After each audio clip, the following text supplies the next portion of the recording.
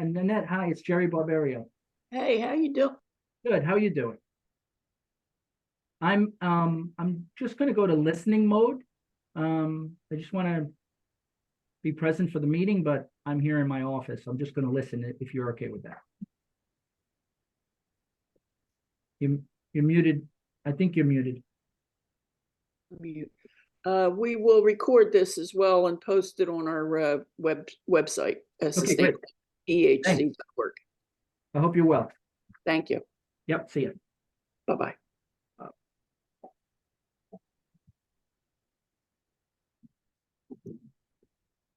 Hey, Mike, how are you? Hi, good, Annette. How are you? I'm good. I'm good. I have an agenda somewhere. Hey, Mike, let me ask you a question. Sure.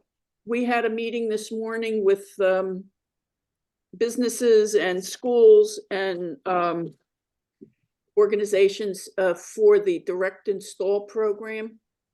And I was just wondering if the regional Cedar Creek would have any need for upgrades of any kind, like HVAC, equipment, anything like that. Can they fix our roof that leaks? Yeah, your roof leaks? Oh my gosh. Oh God, our so I've been here since 2015. So so the building was only open for 5 years when I got here, and it leaked when I got here. No kidding. I don't think it would pay for the roof, but the direct install program through Atlantic City Electric covers up to 80% of the cost of the improvement, and it also offers 0% financing for the balance. But we're considering applying for a federal grant, and you know, we haven't decided to do it yet, but I was thinking we might be able to coordinate with our school district, you, and the city to see if we get funding. Yeah. So is it limited to just HVAC? Well, no, it's any type of energy improvement, anything that reduces greenhouse gas emissions. I could send you information on it. Yes, please. The grant isn't due until the April, I believe, but if we're going to apply, we need to send a letter of participation that we intend to apply. We need to send that by February 1st. And the situation is the grant amount minimum is $2 million. And while, you know, we have several projects we'd like to do here that I don't think it'll come up to that amount. But if we collaborate and have like a consortium of groups, we might be able to reach that threshold. I would love to upgrade the or add to the solar panel arrays that we have in our parking lot. I would love to be able to get more charging stations out there. Okay. Right now, I think we have 2 or 4. But I feel like every month we get another staff member that ends up getting an EV. Buying an EV vehicle. Wow, that's great. That's great. And yeah, so that would be huge if we could get that. Would you be interested in increasing the amount of solar coverage you have? Yeah, I mean, I don't know how we could. I think that we pretty much maxed that out. Because at Oak, when the district went solar, we pretty much maxed out Cedar Creek and Apsagami because Oakcrest's power grid couldn't sustain the kind of energy that they were actually going to generate with their original plan. So I don't know where we would put it. We would, you know, absolutely. But I don't know, structurally speaking, that we even have the room to put it. I think we're maxed out on the roof. And but definitely EV charging stations, right? Yeah, that would be great. Okay. Do you need EVs as well? Always. Yeah, no, absolutely. I mean, if we could get an EV security truck, that we would be charging at that station. I mean, the vehicle that we have now for security, they have a gas powered truck, but they have a small electric vehicle that they use. Yeah, we would absolutely go for that. Yeah. All right, well, we haven't decided yet, but if we do, Okay. I'll send you information about the grant. Please. It's a federal grant, so Okay. we would need to hire a grant writer to actually Yeah. apply for it. But, you know, I think we should just send the letter that we're interested in participating. And then we don't have to follow through with it if it doesn't work out. But Okay. we were looking at possibly doing a couple solar projects. Okay. So we have to, we got a lot going on right now, and it's hard for me to keep them all I straight, bet. but Yeah. Yeah. that's why the agenda looks so, I will just gloss over a lot of this stuff today because we usually meet at night, but there's a meeting I want to attend. Oop, where'd you go? There's a meeting I want to attend tonight, so I had it early. Is this a good time for you? It's fine. Yeah. It's probably better because my kids don't get home from school for another hour. So. Okay. All right. Well, welcome everybody. Who else is here? Danny, you're here. I see you. Jody's on, listening. Mike's on, listening. Hazel's on. Jerry Barbario's listening. All right, good. Let's get started then. We had a meeting this morning. Everybody should know it's part of our commercial energy outreach initiative for Sustainable Jersey Points. And we Atlantic City Electric hosted a meeting at the at Harbor Diner. It was not well attended, but all three of the people who attended seem like they are going to apply for the program.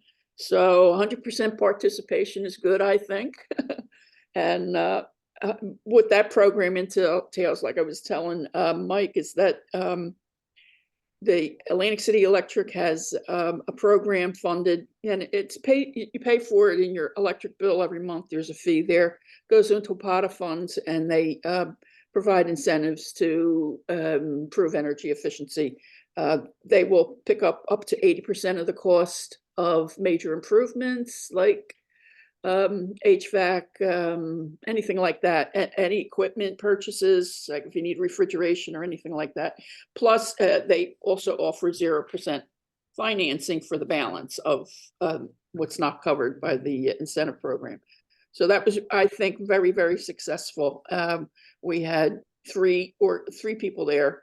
One was from the school district, the local school district, which they have need for improving their heating system is not working properly, and for lighting retrofits, I think. Who else was there?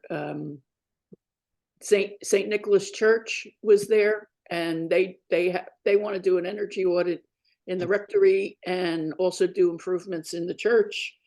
And who's the third? Was the cannabis facility on Philadelphia Avenue that just opened. And he's also interested in, he redid the interior. That building looks really nice. I went in there, but he did not tackle the systems, the mechanical systems.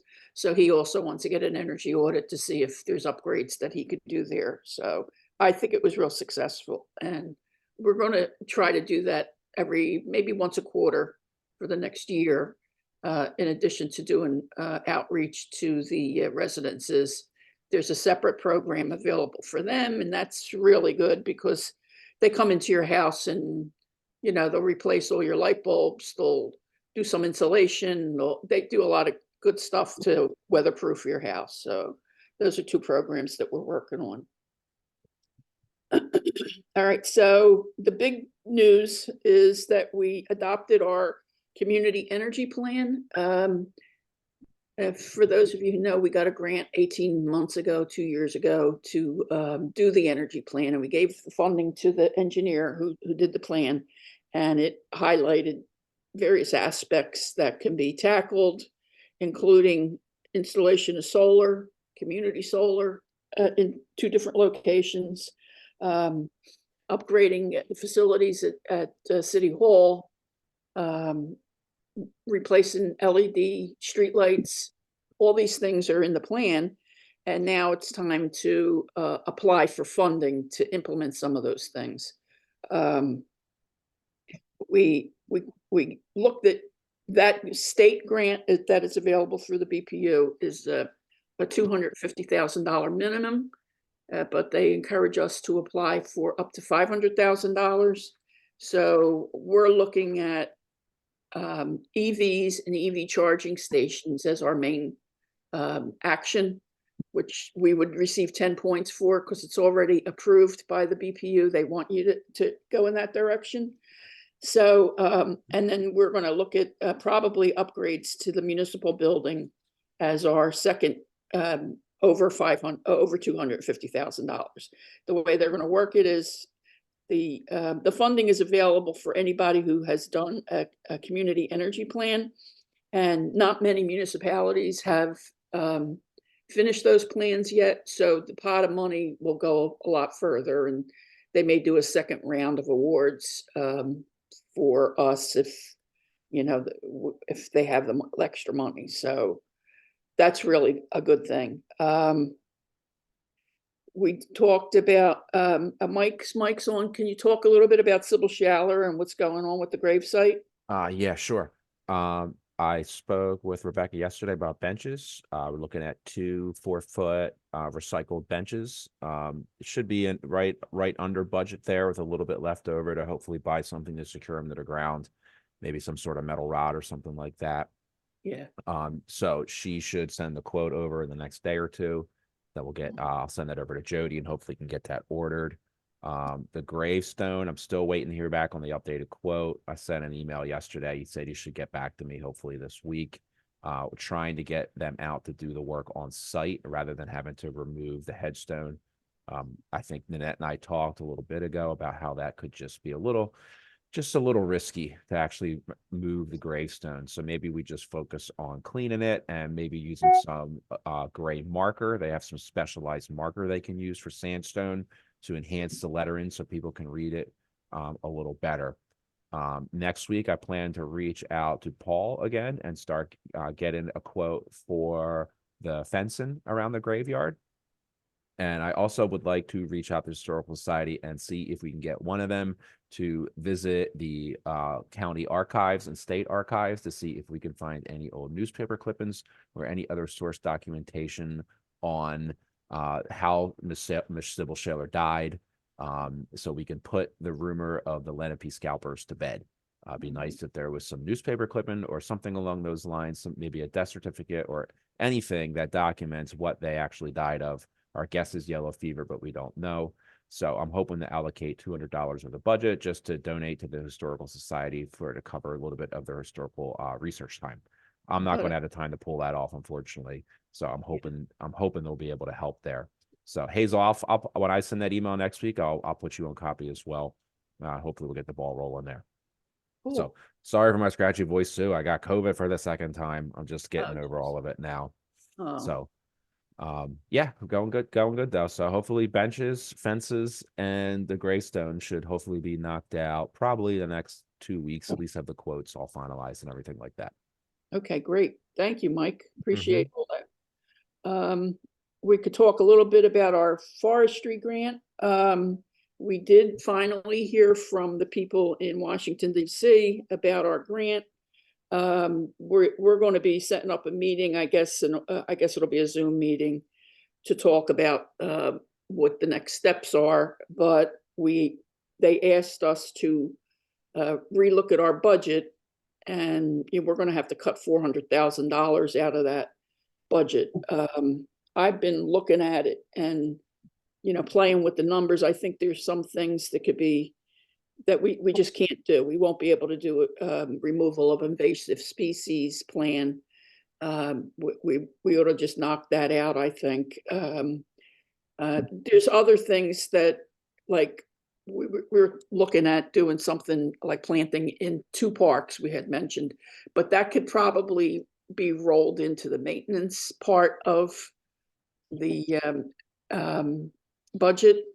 And that's to me is probably the most important part, is to maintain that budget for maintaining the trees, because that was our priority to begin with. So we're gonna, meet with, I guess we'll have to meet with Jody and Ryan. He prepared the estimate, and see where we can cut that. So, and we'll probably have a meeting and we'll have to revise our budget. So it's sad that we have to reduce it by $400,000, but $1 million in Egg Harbor City goes a long way. So How come it needs to be reduced? Is that coming from the state? to do well, that? because we asked for 1.4 million and they awarded us 1 million. I see. Okay. So we need to reduce that amount. But And I guess they don't give you discretion. They don't really tell you like, hey, we're giving you less because we want you to not do this. They just want you to kind of figure that out. no, they didn't say that. They just said, I guess it would be up to us to decide, which I is a see. good thing, Okay. but we put, I think there were like 4 or 5 different actions that we put in there. But like I said, some of them can just be moved around and reduced. We'll have to reduce the amounts, but I haven't found $400,000 in cuts yet. So we might have to cut that line item eventually, if we can't figure something out. So we'll have to work on that. And then there's a whole list of items, things that we're working on trying to get done by the end of the first quarter regarding the trees. And the first, right now, we're working on a tree protection ordinance, which was kind of like mandated by the state regarding stormwater management. They're concerned about removing trees and then having streets flood and things like that. So they recommended that a sample ordinance. I went through it, and right now it's within the hands of the city attorney, who's reviewing the suggestions I had made. But there's a lot. It's like we're starting from scratch. Because we used to have a shade tree commission that was abolished in the mid-1990s. So we're going to have to go back to square one and create a tree protection ordinance. Some of the things on there will be to hire a consulting arborist, like we hire an engineer. Will be a professional services contract. So we'll probably need to do that to help us manage decisions that are going to be made. We're going to have to reestablish a shade tree committee, but we want people on the committee who are have training in trees. And right now it's just me, Dick Colby, and Dan Chow, who was online. I don't know if he's still on. I can't see him up there. He's a resident here who's in public works in another community. So we have 3 people that can serve on this committee once it's formed.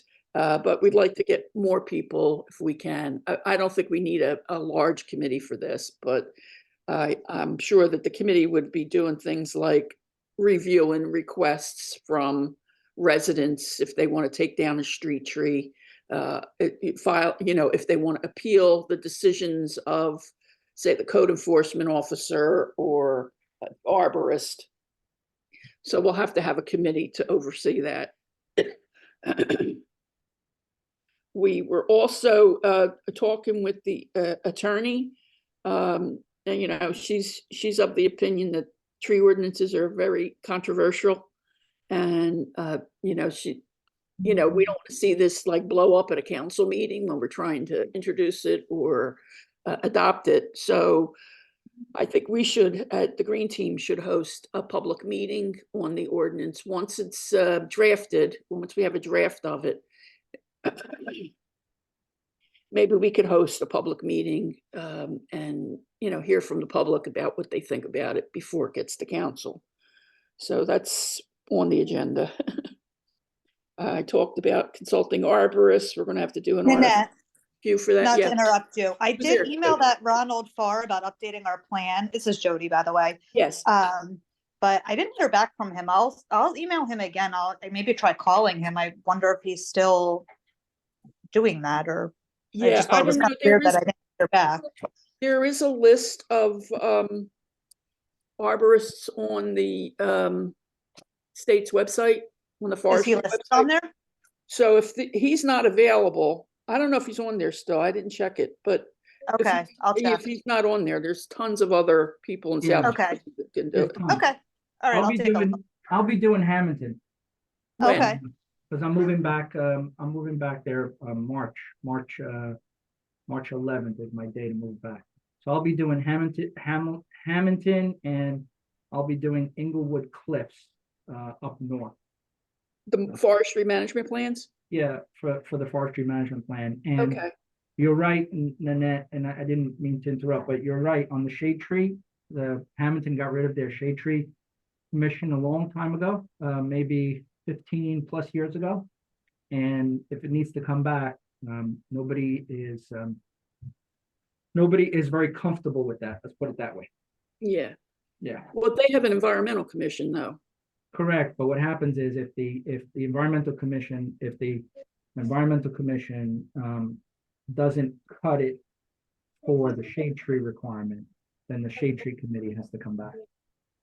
Okay, That's All where right, that's where there's a question now that the town attorney is trying to deal with.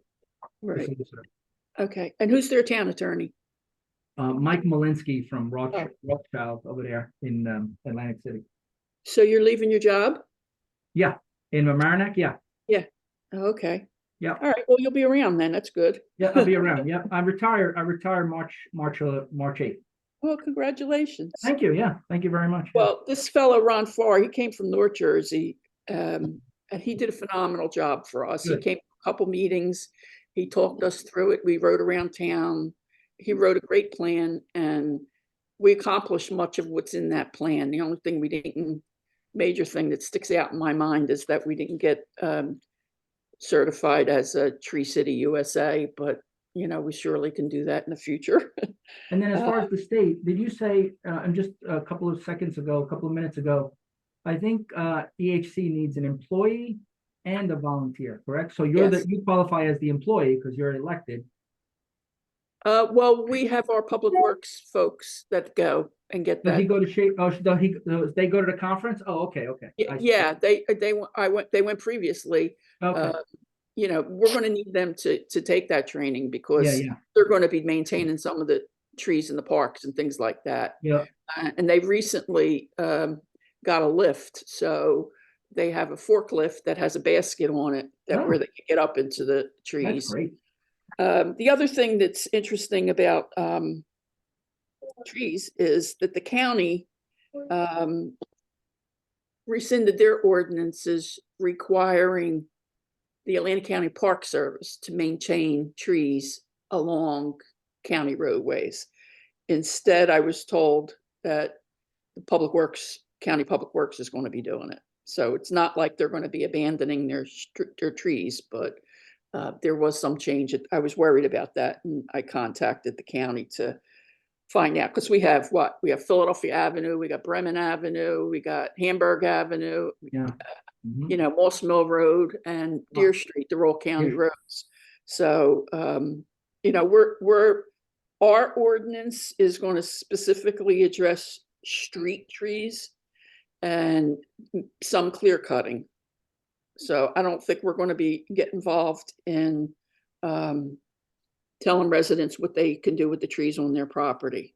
Although the state would like us to do that, I don't think that economically our citizens could comply with that. It's just too expensive for them to comply with their replanting and all that stuff. Mm. But if it's a street tree, you know, we're going to be strict about it. We want to keep what we have as long as they're healthy. We want to remove what's not healthy or is dying or in danger of collapsing, and do some more plantings in the proper areas. So, and the other thing I wanted to include was that if a resident doesn't want to rake leaves and they don't want a street tree in front of their house, we're not going to force it upon them. So, you know, we have to be community oriented when we're doing this, I think, and that's a good way around it. You might want to consider the possibility of having to deal with landlords who are not local and finding out if they would be permissive of that. Since there are a lot of them. Yeah, yeah. In fact, our last tree planting, we did have a landlord who requested several trees at different properties. So that's a good point. We'll also have to establish a shade tree trust fund where if, say, there's a replanting that's required, if they can't find a location, they will be able to make a contribution to the shade tree, that's a mouthful, shade tree trust fund. So we're gonna work that in there too. I got news, actually, it's very good news for me because I live on Buffalo Avenue. But our road program for 2024 will be the 400 and 500 blocks of Buffalo Avenue. So Dick, when you get a chance, maybe you can walk those 2 blocks and check out the trees and see. I think they're mostly pretty good. There are some. That's your street. Yeah. But it's not your block, right? Not my block, the next block over, and the 2 blocks going towards the school. Yep. And Got it. so there's a couple bald spots where we might want to find out if they would like a street tree. Good. And so, but I was happy to hear that those roads are pretty chewed up And when And will then- that happen? this year. Okay, So anytime Thank you're you. ready to go out walking, I think you could go. Okay. We were awarded grants for those 2 blocks in November. So it's funded. And part of our grant, our $1 million grant, would provide a match for every road project where we get state funding. We would provide a match for the trees, like in other words, to take them down and to replant. We had a high amount on that. So that's probably one of the areas we might be able to cut. Like say, like if these 2 streets that in the budget was $50,000 for those 2 blocks, but I doubt we're going to need $10,000 for those 2 blocks regarding trees. So that's an area I think we can cut out of that budget. And the only other, yes. Does the repaving require the removal of existing trees in those 2 blocks? Well, I don't know. You're going to have to look at the curbs when you walk by and see what they look like.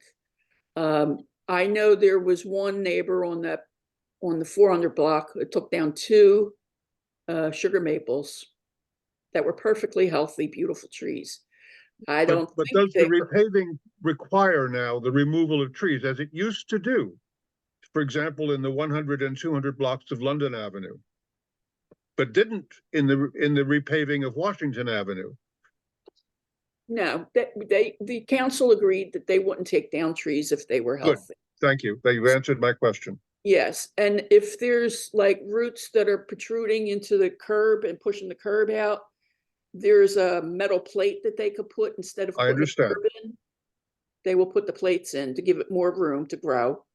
I understand. There's other, well, we have a really wide governor strip, so that there's new ways to do street trees. They're taking out the concrete and putting in planting strips instead of, putting the concrete back. So we should be okay on those 2 blocks, I think. If you could check and see if there's any really bad trees. I will. Give me a week or 2. All right. Yeah, no rush. So that's it about trees. Thank God we got plenty to talk about there. We're working on our certification cycle, which I had mentioned this before. I'm going to repeat it again. There's 3 deadlines for getting certified this year. The first one's at the end of February, the second's in May, and the third is in July. So what I'd like to do, and I've been working on it for the past couple weeks, is get as much stuff as we can completed and submitted, even though it's not enough and it may require revisions. for that first round in February. So this way we know, and we could only concentrate on what they want us to give them, because I mean, if you look at these actions, you could go on forever with them. We just want to give them the minimum to get the points. And so there's other actions we're working on that we could submit for later in the year and so forth. But I'm really excited because I think we got a lot so far. We have 10, 20, 30, 40, 50, 60, 70, 80 points already. And that's just, there's way more that needs to be done. Tree planting program. We need to get the forestry plan done this year to be able to, because there's a prerequisite that you have to have the forestry plan. The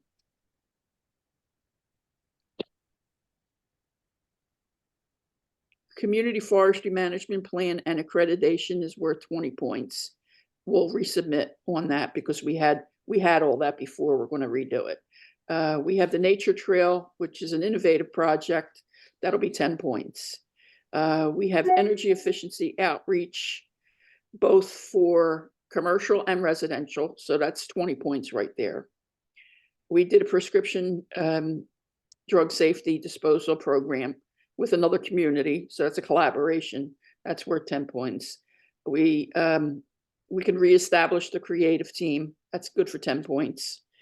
And we did our community energy plan. That's a new action this year, but we're already getting the points for that. And there's so many more things on the list that we could do. So I think we will get certified this year, but it's just a lot of work to get all that paperwork done. And we'll get our points at the end of the third deadline.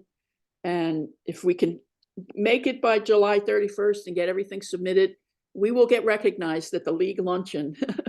And so far, the 3 times we were certified, we did not make it, and we didn't make it until November. So we never got our name in the book as being recertified. So we're going to try to get ahead of that this year.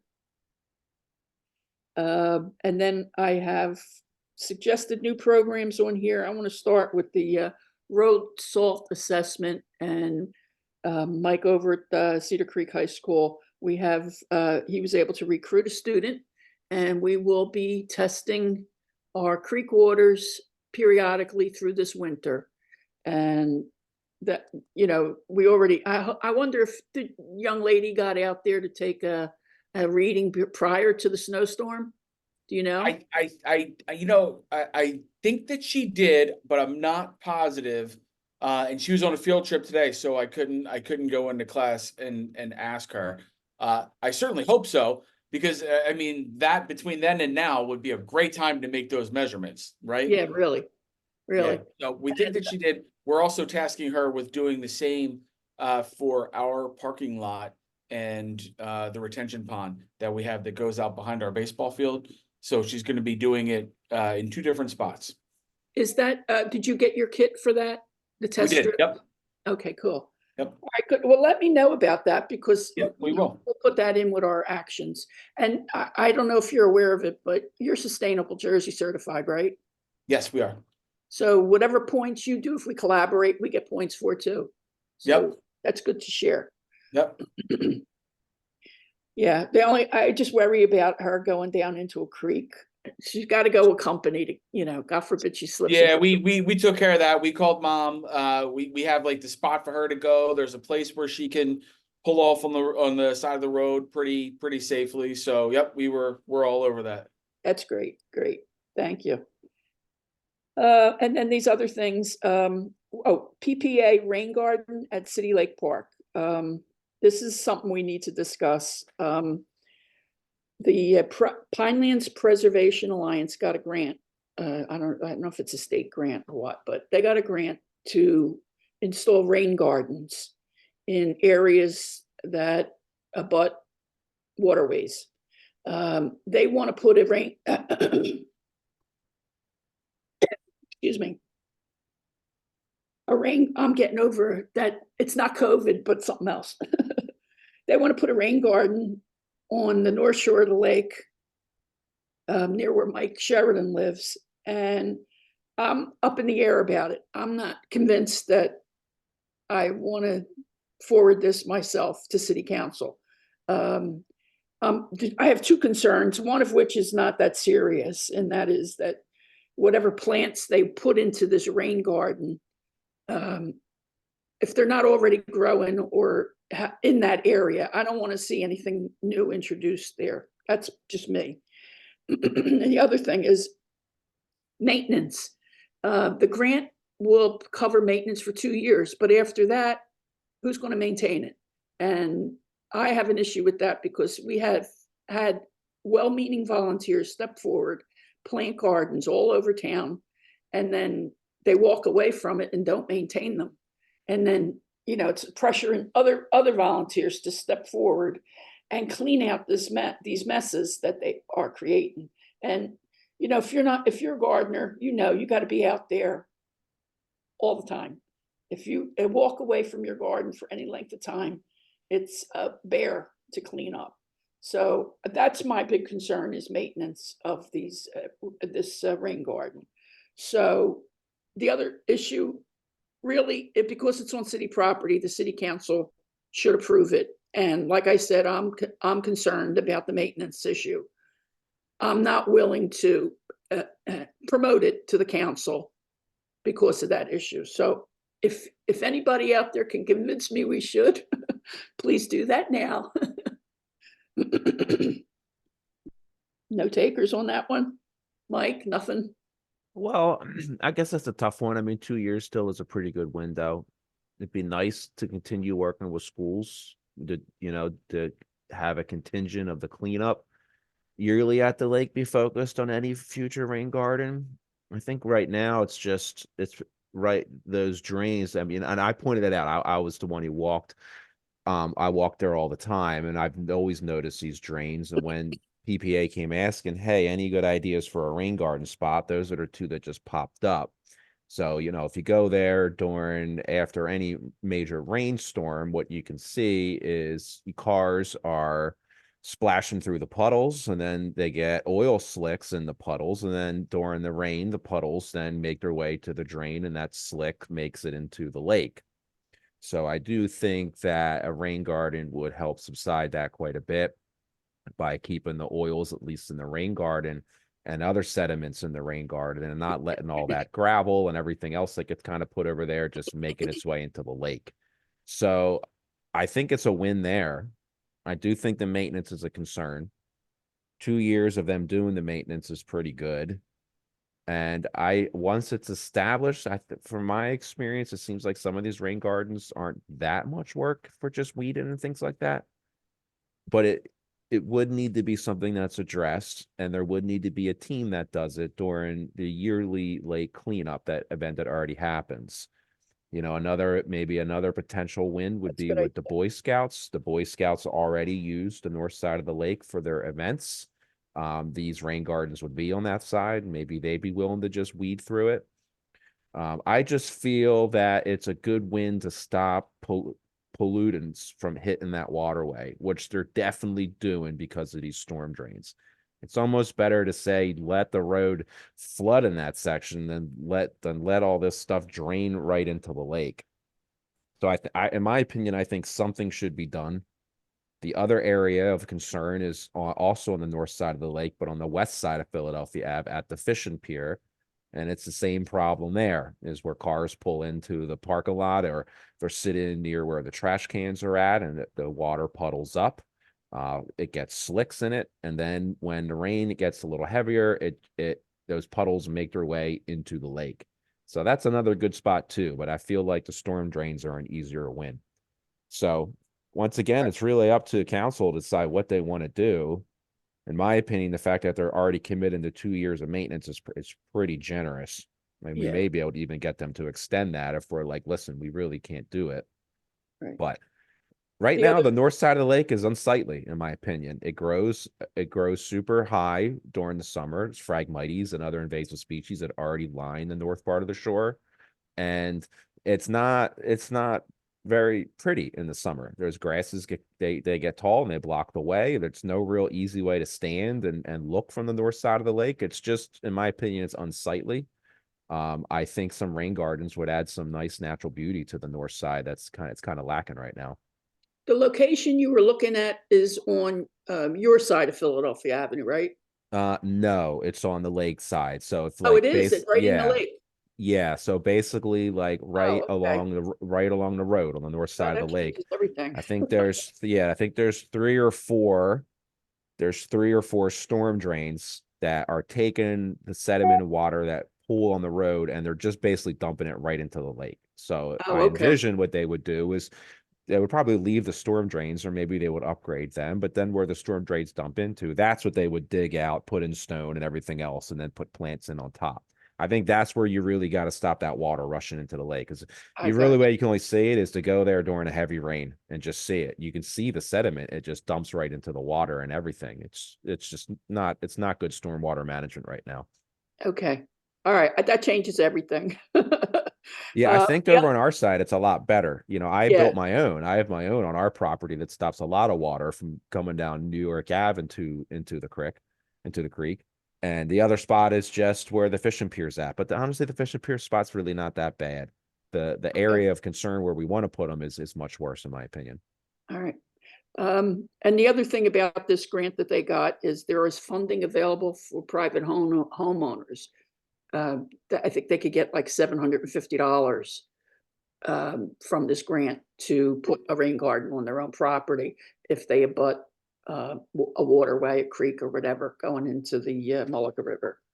So does the high school have any areas where they would want a rain garden?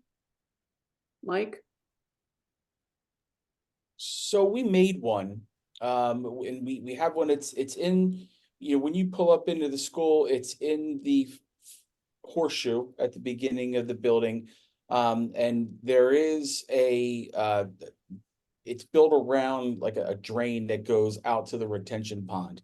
As I'm hearing you guys talk, I want more information. I want to know, the exact location of what we're talking about, but I don't know that this wouldn't be, I don't think, at least here in our experience in our building, rain gardens aren't that much maintenance. They're not that much work. I think that as a building, we do a pretty good job already of getting kids to go out for, the cleanup day in May for the city. And I don't know that maintaining a rain garden would be too much. And in my mind, I'm thinking our first year environmental science students, this could be a project that they take on. It's within walking distance. If we wanted to do it as a field trip, if we wanted to do it during the cleanup day in May, we could make it an extra credit assignment or some sort of a grade for the environmental science kids. These are our freshman level kids. The course is ecology. So I feel like this is something that they should be able to do, and we could put them to work. I would need more information about where and what. Yeah. But if it exists already, if we have a grant that's gonna put it out there for us, I don't see why our kids couldn't maintain them. Well, they want to have a Zoom meeting to discuss it, and I'll include you in there if Okay, we please. set something up, and then we could talk about it further. I was like not really keen on it, but now that we had this discussion, I'm a little bit more amicable to it. So Yeah, I think it'd be a win. And even yeah. the high school kids walk, you can take the trail there. You Yeah, don't have to walk on the road. exactly. All right, great. The other thing, I'm going backwards on this list, the photo contest. I had talked to Brenda Ruth. She's a photographer here in town, and she wins all kinds of contests all the time, about doing a photo contest for our green team. You do something really simple, like the mayor did the take a selfie with the scarecrow contest. If we could do a contest like that, maybe have people in town use their cell phones to take a picture of nature. We need to come up with a theme or a location. And Brenda, you know, I asked her if she would handle it. She said yes. She I got a list. I have all these rules and regulations. I'm like, we don't want any of that. We just want to take a picture, submit it on Facebook. And I think part of the thing is to get more people to go to our Sustainable EHC Facebook page, because we have people up there, but I don't think people are getting all the information we put out. And we're posting to that thing almost every day. I don't know if anybody up here has liked that page and if they're getting notifications, but there's a lot of stuff floating around about the environment, and I try to keep it local. So we might be working on that in the spring. And the other thing I told Hazel this morning, is she still on? I can't see if you're on here. You there, Hazel? Yes, she's here. Okay. We had talked briefly about having a green fair in the spring. I want to do something on that. What's it going to be called? The Archway Green lot on Philadelphia Avenue, the park that we're going to be putting in on the 100 block of Philadelphia Avenue. I think that's an ideal spot to have a green fair at some point in time. We don't have to rush on this, but because the park isn't done yet, but they're going to start working on that soon, and maybe we could plan something for spring or fall. And I'd like to include some EV car show, maybe invite a few vehicles, people who have vehicles, to come and display them, and encourage more people to use EV chargers. That we're going to plan on putting public EV charging station on the end of the 100 block in front of the old Collective Savings Bank. So that's on the back burner. And then we had talked to Dick last meeting about his trying to do the creative placemaking action on Sustainable Jersey website, and that is he has a brochure of all the walking trails, even in the center of town. And we had talked about Dick doing a magical history tour of the downtown part of Egg Harbor City, pointing out all the historic landmarks and so forth. So have you thought about that at all, Dick? Not much, unfortunately, but I will. Okay. Thank you for the reminder. Put a cap on. You look at your map and see where we can go. I think Right. that would be a fun idea. I think people, we have a walking club, and I'm sure that they would come out at least once or twice to do that. So it might be a good way to combine efforts in the community and create more of a synergy on Philadelphia Avenue. You know, that's the whole idea behind creative placemaking. And I think I got through everything on here. If anybody has anything else they want to bring up, this will be a good time. No? I'm out here all alone. Well, tonight we're going to the Union Hall, if anybody's interested, to hear our candidates for U.S. Senate speak. Andy Kim, and I don't know if she's going to be there, but Tammy Murphy too might be there. I think she was invited to, so that's why we had this meeting early. But okay, if nobody has anything else, we could sign off. Anybody? Last chance. Nanette, one quick note. I believe Hey, Tammy Murphy. hey. Hi, thank you for everything. I was driving, so I really couldn't chime in. But as far as tonight's meeting, I do plan to be there, and I believe Tammy Murphy will not be able to make it because of a scheduling conflict, but Andy Kim will be there. Okay, good. Good. Thanks for that. See you there. Anything else? All right, I'm good. I'll sign off now, and thank you everybody for showing up.